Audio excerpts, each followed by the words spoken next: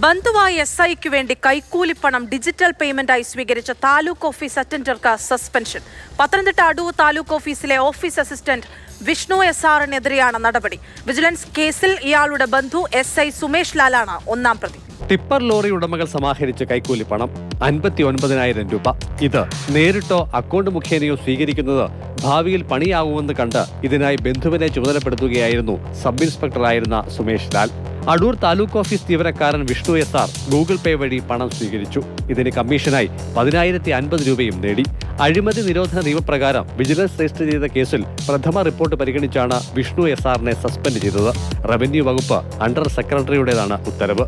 Vigilance കേസിൽ വിഷ്ണു രണ്ടാം പ്രതിയാണെന്നും ഉത്തരവിൽ പറയുന്നു. 1 വർഷം മുൻപാണ് പരാതിക്കിടയാക്കിയ സംഭവം.